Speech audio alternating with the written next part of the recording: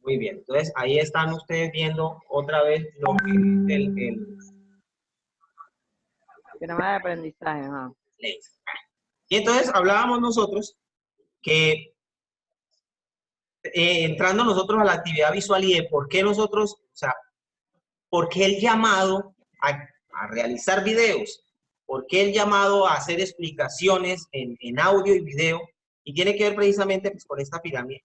Y estamos viendo de que a nosotros observar un gráfico, lo que están ustedes viendo en este momento es un gráfico, una pirámide, y ustedes lo están viendo porque se han desarrollado unas habilidades de pensamiento, digamos, en un estudiante para poder construirlo.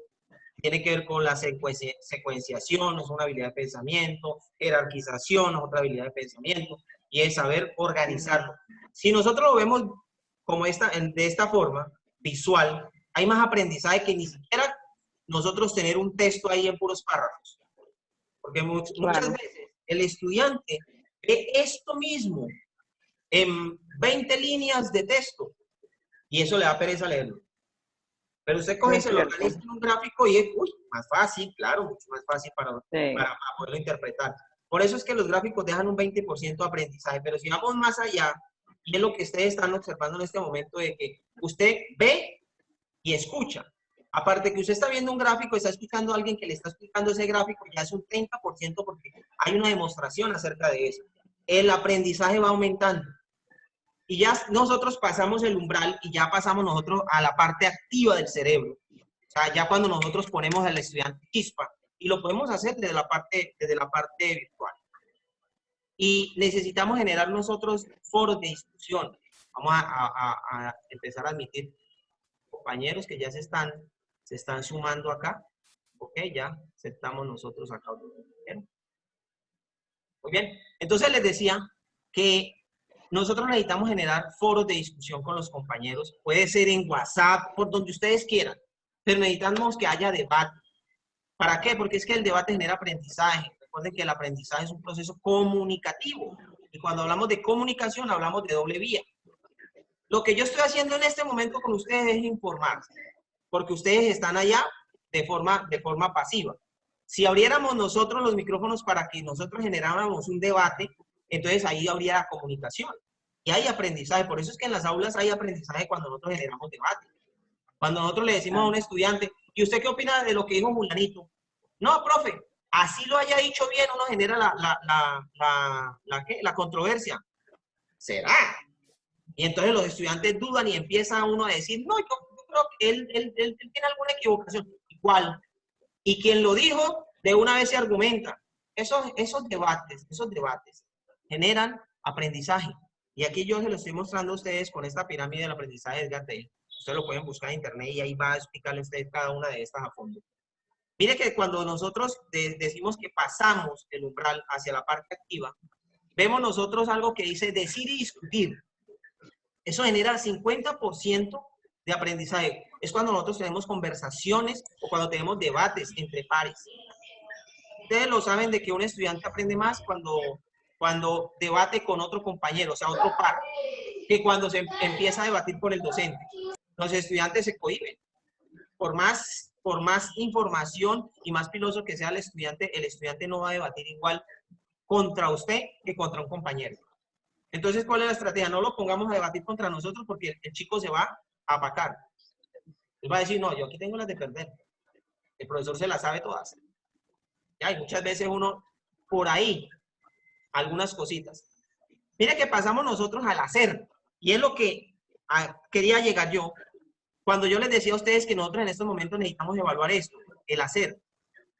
Nosotros necesitamos evaluar el hacer porque evaluar el hacer, mire lo que deja. Un 75%. Un 75% de aprendizaje. Nosotros necesitamos que los estudiantes hagan, construyan, a partir de toda la información que nosotros le estamos suministrando a ellos, de las actividades conceptuales que ellos están haciendo. Transcriban el cuaderno, eso está bueno porque eso ayuda. Eso ayuda. No solamente léelo, cuando usted transcribe, el aprendizaje aumenta. Son muchas variables que van a permitir que el aprendizaje vaya aumentando. Pero necesitamos que ellos aprendan a hacer con ello. Usted me enseña, bueno, estábamos hablando hoy de la novela y de las clases de novela. Usted me enseña qué es la novela, me enseña cuáles son las clases de la novela y pare de contar. Y en la evaluación usted me pregunta, la novela es, 2 puntos, defina. Defina usted, entonces yo me tengo que memorizar qué es la novela. En este cuadro comparativo, las clases de la novela. Entonces está la clase de la novela aquí y el concepto aquí. O peor aún es, defina la siguiente terminología. Entonces empiezan los tipos de novela y al frente se tiene que poner la conceptualización. Eso nosotros lo hacemos tradicionalmente en el aula presencial y adivine qué hacen los estudiantes, le sacan el famoso machete. Los estudiantes se le copian. ¿Qué pasa cuando usted construye una pregunta hacia el hacer? Mire, usted le hace una pregunta y usted puede ir del salón. El estudiante le puede decir, profe, yo puedo sacar el cuaderno, sáquelo. Yo se lo he dicho muchísimas veces a los profesores. Yo sé que en este momento hay unos profesores que están diciendo, oiga, está repitiendo lo mismo. Sí, es lo mismo. Se ha estado repitiendo porque es que esto se viene trabajando desde la parte presencial. En este momento, en la parte virtual, como les dije yo, nos obligaron a que tenemos que actualizarnos y ya no evaluar saberes. Tenemos que evaluar haceres. En este momento, nosotros necesitamos que los estudiantes hagan, construyan. Porque imagínese usted en la novela. Defíname la novela. El estudiante le busca en YouTube, le busca en No te recibo. Lleva la plata. Voy a quitar el sonido por aquí. Le busca a usted en Wikipedia, le busca a usted en el Rincón del Vago. ¿Cuál otra es? Tutarea.com, monografías. Hay una cantidad de páginas que hacen tareas por los estudiantes y que ya están hechas. Resulta de que él le va a poner la conceptualización. Dígame usted, ¿con qué argumento le va a decir al estudiante que él no le está demostrando a usted que él se aprendió eso de memoria? Porque usted lo encontró en internet. El estudiante puede decir, profe, si quiere, pregúntemelo. Pregúntemelo que yo me lo sé de memoria. Se lo aprendió de memoria. Y eso es lo que pasa con la educación bulímica. Los estudiantes se aprenden de memoria todo, esperan que venga el profesor, digamos, llegó el profe Cuartas a evaluar geografía, y los chicos se aprendieron de memoria cuántos pueblitos tiene cada uno de los departamentos, cuántos son los kilómetros cuadrados que tiene de límite cada uno de los departamentos y con qué departamento, todo eso se lo aprenden de memoria. Él hace la evaluación y el estudiante le vomita toda esa información ahí. ¡Pah! ¿Qué le toca hacerle al profesor? Ponerle el 10, porque él se aprendió eso de memoria. ¿Hubo aprendizaje? No, no estamos evaluando aprendizaje. Estamos evaluando un saber. Estamos evaluando es memoria. Y usted a la siguiente semana, usted tiene otro tema y está hablando de alguien y de pronto se está hablando ni siquiera en geografía, sino en historia, y usted habla de pronto de la batalla de Boyacá. Y usted, en Boyacá, ¿se acuerda de Boyacá cuando pasaban para Cundinamarca? Boyacá, profe, ¿y eso queda de Bogotá para dónde? ¿Sí ven? Y entonces donde dice el profe Cuartas, carajo. Pero ¿y ustedes no les fue bien pues en la evaluación de la semana pasada, donde yo les preguntaba a ustedes sobre cada uno de los pueblitos y los límites y todo eso, y a ustedes les fue bien porque ahorita no? Precisamente porque la evaluación que nosotros hicimos no permitió que el estudiante hiciera, sino que simplemente el estudiante se aprendiera algo memorístico. Y por último, que es lo que nosotros, es lo que más funciona, aunque ustedes no lo crean, es lo que más funciona, y es enseñar a otros. ¿Por qué cree que el docente se vuelve maestro? El docente se vuelve maestro de tanto enseñar. Así de sencillo. Usted tanto enseñar, se vuelve maestro. Por eso es que en el colegio, y lo dije con orgullo, y ustedes lo pueden ver en el otro video, lo dije con orgullo, en el Instituto Colombia nosotros implementamos una estrategia que se llama Enseñando Aprendo. Son estrategias que nosotros hemos desarrollado a partir de muchas teorías y decimos, y las ponemos en práctica y decimos, vamos a ver si esto funciona. Y ha funcionado en estos pilotajes y el año pasado lo implementamos en el Instituto Colombia Mía. Enseñando Aprendo y lo hicimos desde el servicio social. ¿Qué es Enseñando Aprendo? Oiga, un estudiante que es aventajado de un grado superior le enseña a los demás estudiantes. ¿Qué está haciendo el estudiante en ese momento? Está primero refrescando memoria y está utilizando habilidades de pensamiento y desarrollando competencias para saber transmitir el conocimiento. Eso quiere decir que está enseñando a otra persona. Ese estudiante le queda más del 90%. Ahí tenemos nosotros el ejemplo de la niña, que me pasa el nombre, de 11, que hizo junto con otra compañerita este trabajo. Tengo lo de Justin el año pasado, que le ayudó al papá también. Y son buenos ejemplos de que enseñar. Y ustedes, nosotros los docentes, nosotros somos el fiel reflejo de que enseñar, nosotros mediante la enseñanza estamos aprendiendo.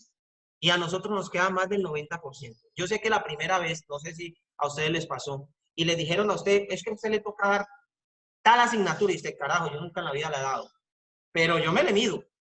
Y usted le tocó comer cuaderno, como dice uno popularmente, preparar sus clases, se enfrentó a su clase, y usted dice, bueno, ya la hice.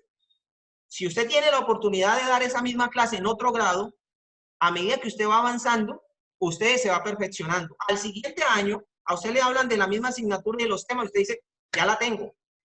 Y siempre va a ir mejorando y va a ir mejorando. Por eso es que nosotros le decimos a los estudiantes, oiga, lo mejor que puede haber es que ustedes enseñen. Y desde la exposición se puede enseñar. Lo que pasa es que hay una metodología diferente de exposición cuando nosotros buscamos de que los estudiantes aprendan. ¿Qué quiere decir eso? Oiga, compañerito, vamos a hacer el ejemplo. ¿Quién me está viendo? Yubeli. Le tocó a Yubeli. Yubeli, usted en el salón, a usted le toca la exposición sobre los valores. Listo. Y usted me va a hablar de todos los valores. Eso quiere decir que usted va a hacer una investigación sobre los valores. Si quiere, júntese con su compañerita de cabecera o las Tres Maravillas. Entonces, Julie, Jimeno y Marinela. Entonces, ahí están las Tres Maravillas. Se juntan ustedes tres, arman gavilla y me montan a mí una exposición sobre los valores. Ustedes tienen que preparar muy bien sobre los valores. Y cuando llegan ustedes a la exposición, yo les digo, ok, aquí tienen ustedes a 15 estudiantes que necesitan, al finalizar la clase, aprender sobre los valores. Eso quiere decir que ustedes le van a enseñar a ellos sobre los valores. No se va a parar usted frente al tablero con una cartelera súper espectacular que quizás se la hizo la mamá, el papá, quién sabe, o que la mandó a hacer, y que los estudiantes son pechugones y le dicen, profe, pero es que mire la cartelera tan bonita. Yo que les decía el año pasado a los estudiantes que yo no soy el profesor de artística. Si yo fuera el profesor de artística, yo le pongo a usted 10, solamente por la cartelera. Pero es que eso es una ayuda visual y dentro de la rúbrica dice que eso vale el 20% nomás. Y el resto, el grueso, tiene que ver con el manejo del tema. Y usted no me está demostrando que maneja el tema. Entonces, por eso no les iba bien. ¿Qué pasa? El estudiante, ¿qué debe hacer? Lo que hacemos nosotros en el aula. ¿Nosotros qué hacemos? Todos los días preparamos una exposición, ¿o no? Todos los días preparamos una exposición. Porque a nosotros todos los días nos toca pararnos frente a los estudiantes y exponer lo que sabemos. Sabérselo transmitir a los estudiantes. Eso lo deben hacer los estudiantes. Entonces yo le digo al combo de las Tres Maravillas, bueno, señorita, ustedes verán cómo lo hacen, ustedes verán si se reparten el personal, pero al finalizar la jornada, hay este instrumento que yo les voy a pasar a los estudiantes, que es una evaluación. Y en la evaluación yo recojo las competencias que deben adquirir los estudiantes al finalizar. Y tiene que ver con los valores, no tiene que ver con la memorización de los valores, sino para qué sirve. En esta circunstancia puedo traer un caso, un estudio de caso. Aquí, ¿cuál fue el valor que se vulneró? Estos, ¿cuáles son los valores que yo puedo implementar en este estudiante según todo su personalidad, la forma de desenvolverse en el colegio? Puedo traer estudios de caso. Entonces el estudiante ya piensa en que, oiga, lo van a evaluar de esta manera, yo debo enseñarle de esta otra, y al finalizar la hora de clase, la exposición se convirtió en un proceso de enseñanza y de aprendizaje. El estudiante aprende más, el que está explicando, y el que está recibiendo está aprendiendo más. Primero, porque usted se tiene que esforzar como expositor para que el estudiante le entienda. Segundo, porque el que está entendiendo se esfuerza más por preguntarle al que le está explicando porque sabe que va a ser evaluado. ¿Por qué? Porque es que tristemente las evaluaciones son un estudiante que se para y memoriza unas líneas que están detrás en la exposición, en la diapositiva. Voy a hacer un paréntesis acá, antes de continuar. Y es que he visto en algunos colegios, porque usted sabe que yo asesoro varios colegios, he visto en algunos colegios que mandan a hacer carteleras. Y me parece a mí inaudito en estos momentos de virtualidad que le digan a un estudiante que tiene que hacer una cartelera y pegarla en la pared y grabarse haciendo la exposición. Oiga, no. No. ¿Por qué? Porque es que el papá no se va a exponer a salir a buscar una cartelera a una papelería cerrada o a pagarle quién sabe cuánto dinero para que le traigan una cartulina, sabiendo de que existe PowerPoint y que yo divinamente desde PowerPoint puedo grabar un video y explicándolo, simplemente un audio y explicando. Entonces, hay que ser coherentes. Hay que ser coherentes. Es como en este momento uno decirle al estudiante, es que usted tiene que hacer la actividad en un trabajo a mano y mandármelo. ¿Y por dónde lo va a mandar? Por entrega. No. Entonces, hay que ser coherentes con esas cositas. Continuamos. Mire que este proceso de exposición es muy bueno cuando lo hacemos nosotros en la presencialidad. Cuando lo hacemos en la presencialidad, ayuda muchísimo.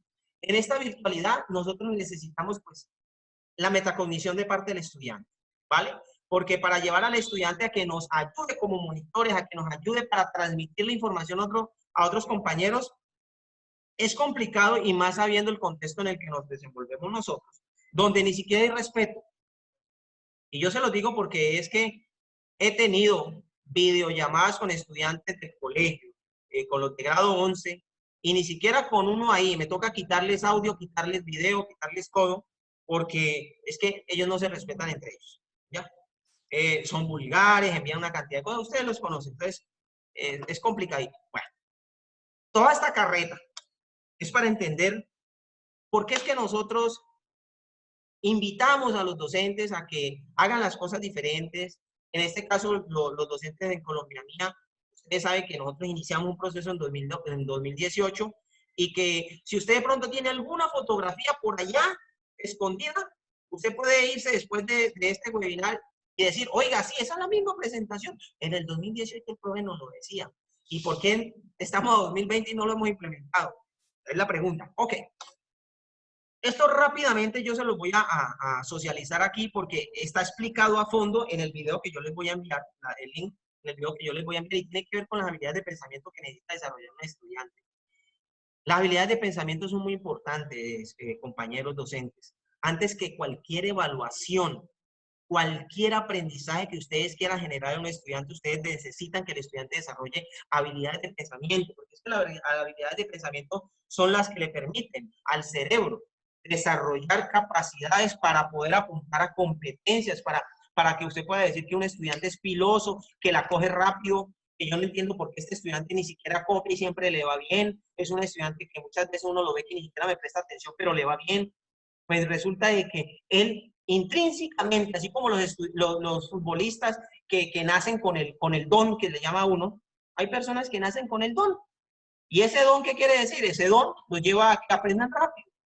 Y pues eso es una organización cerebral y su estructura funcional en su sinapsis, en su cerebro, pues está organizada para que estas habilidades de pensamiento se desarrollen más rápido que otros. Por eso es que los ritmos de aprendizaje son diferentes. Miren, la primera que tenemos nosotros es la conceptualización y necesitamos mucho que los estudiantes aprendan a conceptualizar. Wow. Voy a hacerla rápido porque esto aquí nos demoramos muchísimo. La de comprensión, tenemos la de generalización, la de clasificación, secuenciación, que era lo que yo les decía, clasificar la información, secuenciarla. En este momento, ustedes van a encontrar un archivo de habilidades de pensamiento y es un texto que casi 12 hojas. O sea, son puros párrafos. Si usted se pone a leer eso, créeme que tiene que leerlo 3 y 4 veces, porque necesitamos hacerlo para poder generar primero las habilidades básicas de pensamiento para entenderlas. Y tiene que ver precisamente con la comprensión. Aquí sí yo voy a hacer un paréntesis, profes, y yo les voy a invitar a todos ustedes a que esto como que uno lo grabe uno como un tatuaje en nuestra mente. La habilidad de comprensión. Nosotros somos los principales responsables de que los estudiantes no generen habilidad de comprensión.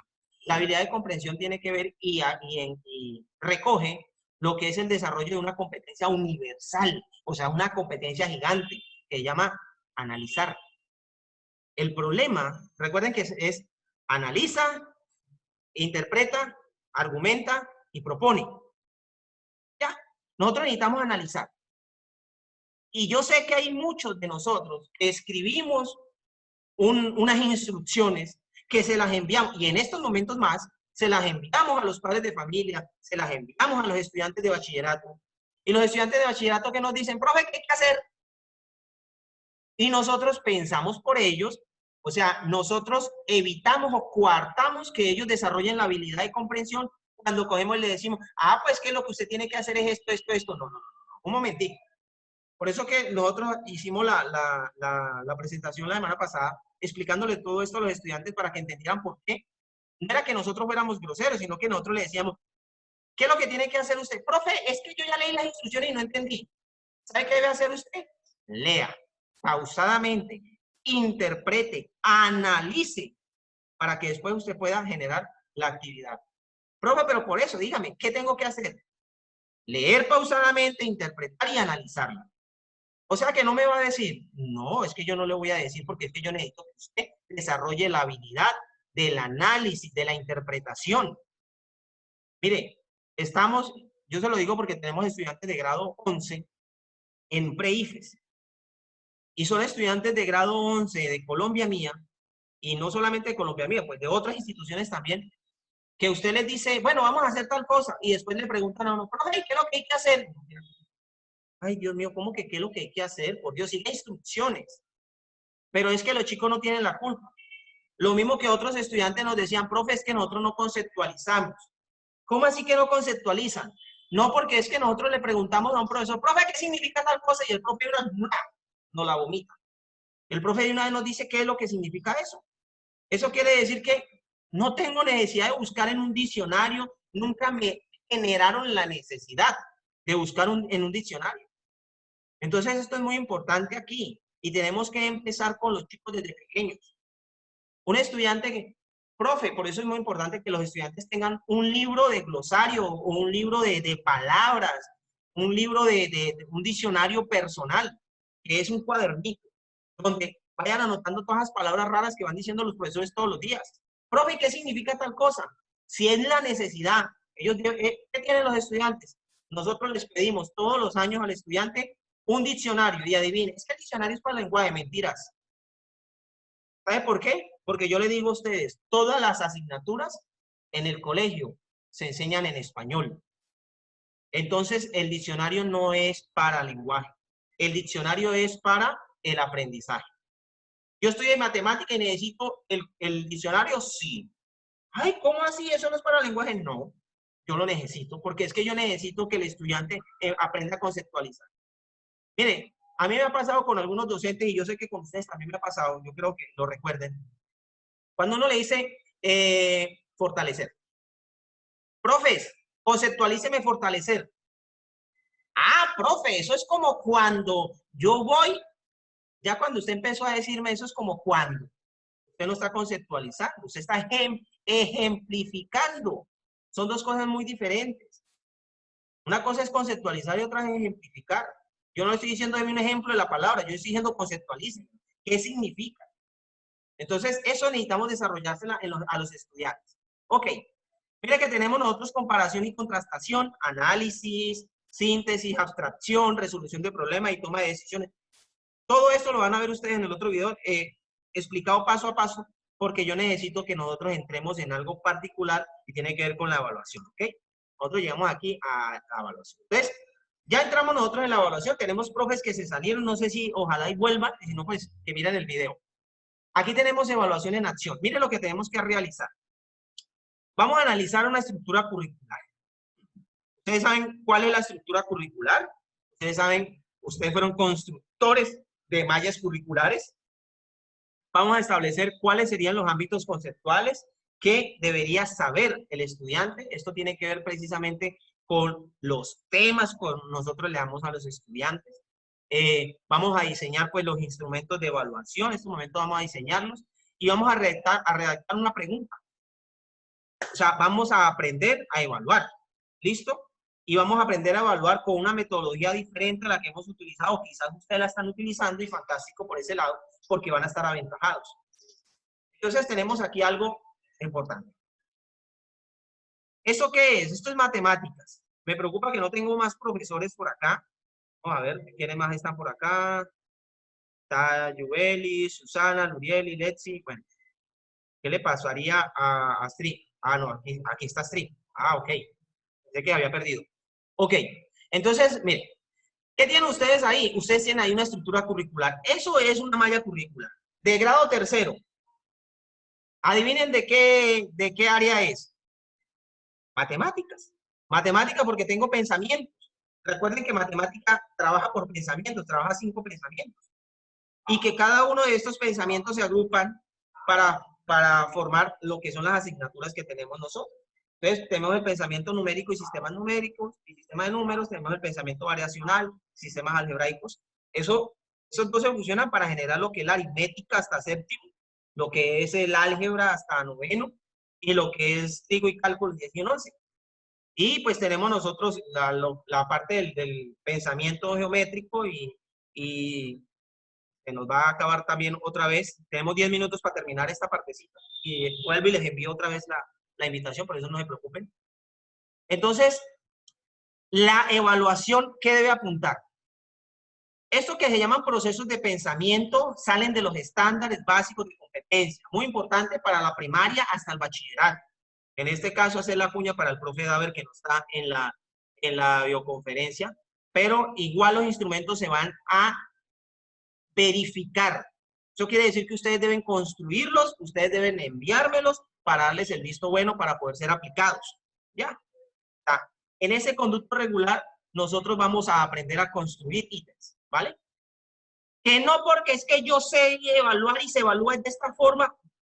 No, hay que desaprender para reaprender. Estamos en una metodología totalmente diferente donde todo lo que hemos aprendido nosotros sobre evaluación presencial hay que hacerlo a un lado, porque es que son cosas nuevas que hay que hacer en estos momentos. Bueno, entonces miren lo que tenemos acá. Hay un proceso de pensamiento y dice, uso diversas estrategias de cálculo, especialmente cálculo mental y de estimación para resolver problemas en situaciones aditivas y multiplicativas, para tercero.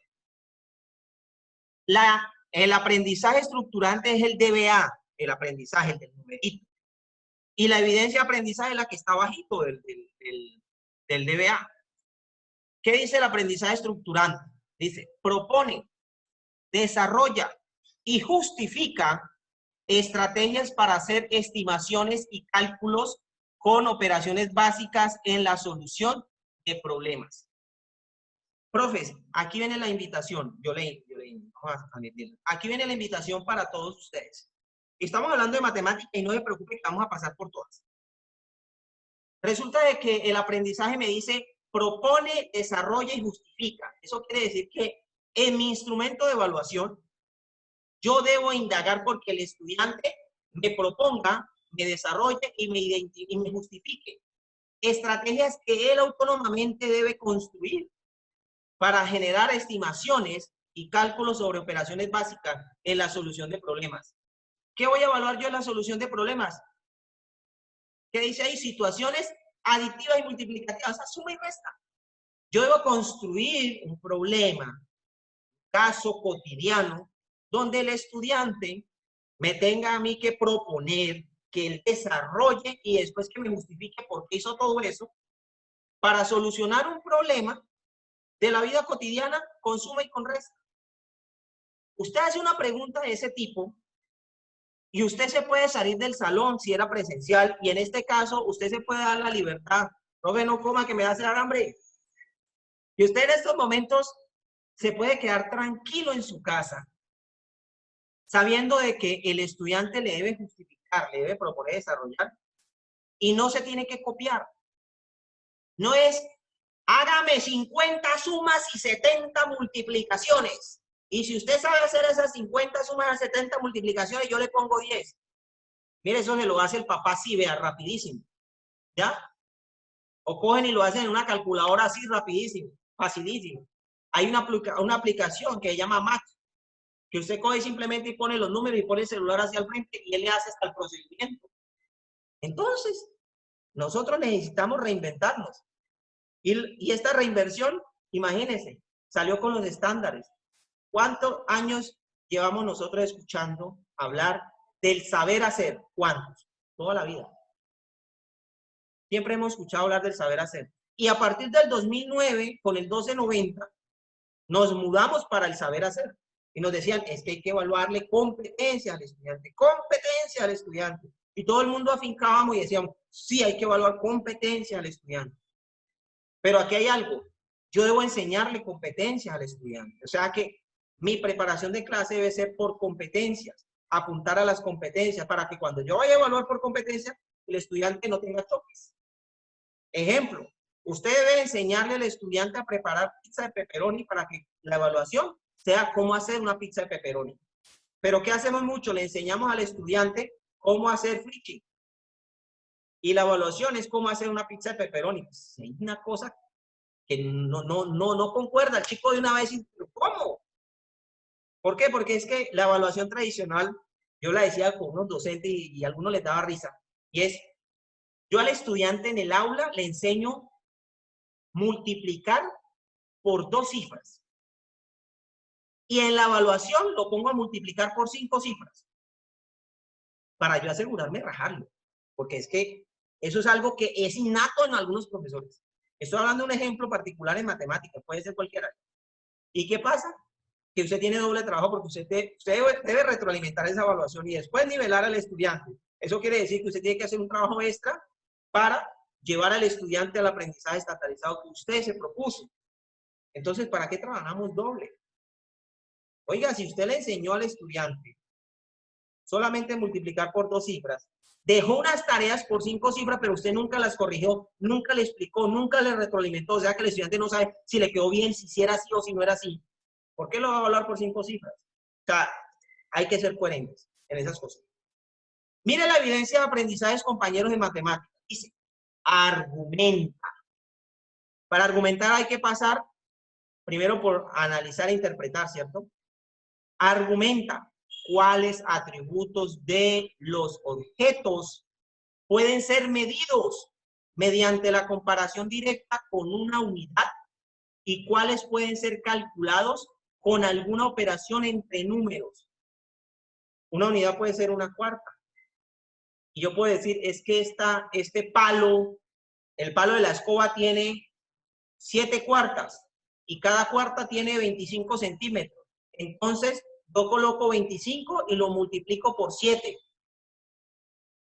Esa es mi argumentación, esa es mi evaluación. Ahí el estudiante está desarrollando habilidades de pensamiento y mire que es un estudiante de tercero y ya debe argumentar. Y tristemente estudiantes de 11 que todavía no saben ni qué es eso.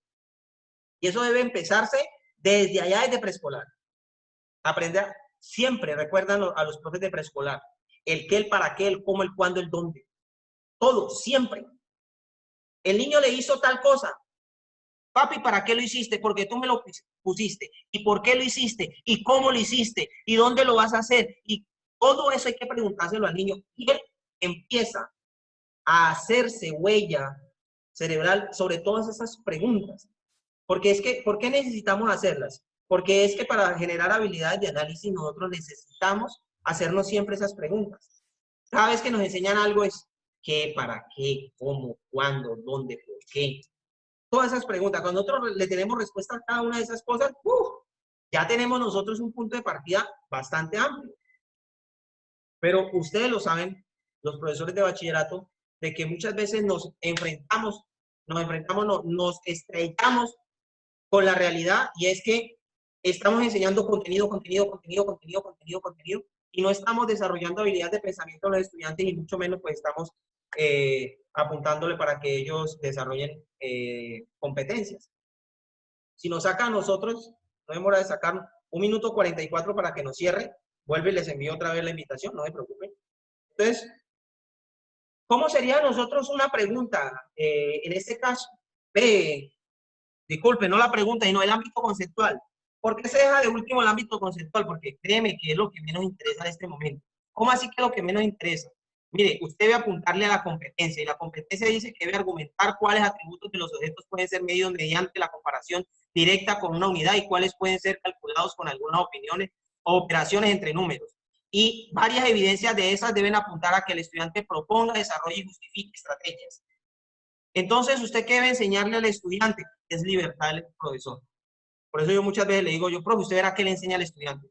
Lo que yo le digo es que cuando la evaluación llegue, el estudiante me debe demostrar que sabe hacer todo eso. Sabe hacer, no que sabe hacer todo eso.